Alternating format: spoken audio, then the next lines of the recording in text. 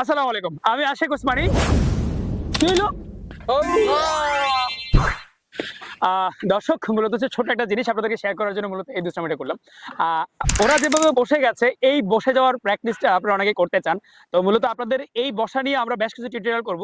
মূলত যদি মনে করে থাকেন এই ছোট কয়েকটা এক্সারসাইজ দিয়ে আসলে এভাবে বসতে পারবেন, এটা ভুল। কারণ বিভিন্ন এক্সারসাইজের সংমিশ্রণ হচ্ছে মূলত এভাবে পা ফ্রি করে বসা।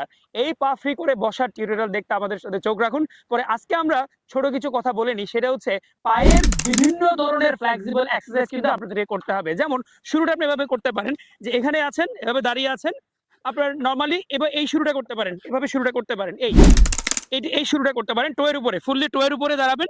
এখান থেকে যেমন দেখেন, এই যে টো টো টো, এই ওয়ান ওয়ান, এই পার্ট এখানে আনলাম, তারপরে টু, এই এই এক্সারসাইজটা ফার্স্টে শুরু করতে পারেন। মূলত হচ্ছে যেখানে দাঁড়াবেন এখান থেকেই এই একটা পা গেল, এই টাচ করলেন, এবার আরেকটু ধাক্কা দিলেন সামনের দিক, আরেকটু পুশ করলেন, এই পুশ, আবার পাটা এখান থেকে টেনে নিয়ে আসলেন, এখানে গেলেন, আবার পুশ।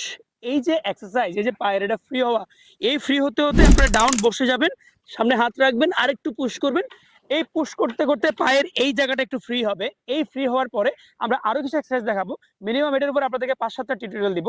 যেই টিউটোরিয়ালগুলো আপনি যদি মোটামুটি রেগুলার এক্সারসাইজ করেন, তাহলে এভাবে ফ্লেক্সিবলি আপনি বসতে পারবেন। সে পর্যন্ত সবাই ভালো থাকুন। এই এক্সারসাইজটা একদিনে করার কেউ ট্রাই করবেন না, এতে ইনজুরি হওয়ার সম্ভাবনা অনেক বেশি। সুতরাং আগে ফ্রি হ্যান্ড এক্সারসাইজ, আগে পায়ের এই জায়গাটা আগে ফ্রি করবেন, তারপর এটা ট্রাই করবেন। তো ধন্যবাদ সবাইকে, ভালো থাকুন। পরবর্তী আমাদের ভিডিও দেখার জন্য অপেক্ষায় থাকুন। আসসালামু আলাইকুম।